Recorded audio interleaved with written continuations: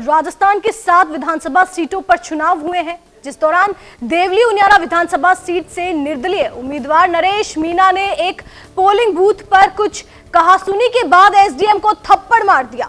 हालांकि अब नरेश मीणा को ऐसा करना भारी पड़ सकता है, क्योंकि जनता के बीच में नरेश मीणा की जो एक साधारण और समझदार उम्मीदवार की छवि थी वो खराब हुई है। इतना ही नहीं बल्कि नरेश मीणा पर कानूनी कार्रवाई भी होगी, क्योंकि चुनाव के दौरान जो चुनाव आयोग की तरफ से आचार संहिता लगी हुई है, जिसके तहत मारपीट और लड़ाई झगड़ा जैसे कार्य नहीं कर सकते हैं। यदि ऐसा करते हैं तो कड़ी सजा का प्रावधान है। इसी के तहत अब नरेश मीणा को 10 साल कैद की सजा तक हो सकती है। ऐसे में यदि वो जीत भी जाते हैं तो पूरी विधायकी जेल में भी बिताएंगे। आपको बता दें कि मतदान के दौरान मारपीट करना अब किसी पार्टी के कार्यकर्ताओं को भारी पड़ेगा, क्योंकि निर्वाचन आयोग ने चुनाव में किसी भी तरह की गड़बड़ी फैलाने, बूथ कैप्चरिंग करने और मारपीट करने वालों को 10 साल तक की सजा का प्रावधान किया है।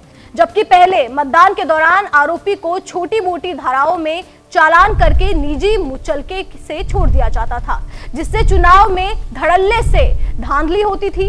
निर्वाचन आयोग का मानना है कि नियमों में हुए इस बदलाव से मतदान के दौरान घटनाओं को रोका जा सकेगा। जहां मतदान के दौरान मारपीट, बूथ कैप्चरिंग और गड़बड़ी होने की स्थिति बनी रहती थी, वहां निर्वाचन आयोग द्वारा सख्ती की जाएगी।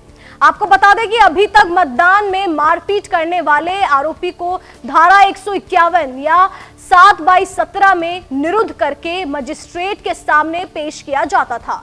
वहां निजी मुचलके पर छोड़ दिया जाता था। ऐसे में घटनाओं पर लगाम नहीं लग रहा था, जिसको देखते हुए निर्वाचन आयोग ने मतदान के दौरान गड़बड़ी, मारपीट और बूथ कैप्चरिंग करने वालों के खिलाफ धारा 223, 333, धारा 353, 171 की उप धाराओं द, घ, ज और झ, 307, 504, 506, 392, 395 सहित समेत अपराध के लिए भारतीय दंड संहिता की धाराओं में एफआईआर दर्ज करने का आदेश दिया है। इन धाराओं में 2 से 10 साल तक की सजा का प्रावधान है। धारा 323 मारपीट में लगाई जाती है और 333 सरकारी अधिकारियों के साथ मारपीट करने पर लगती है। 353 सरकारी कामकाज में बाधा पहुंचाने पर लगती है। वहीं अब बूथ पर गड़बड़ी करने वाली निजी मुचलके पर नहीं छोड़े जाएंगे। ऐसे लोगों को मुकदमा दर्ज करके जेल भेजा जाएगा।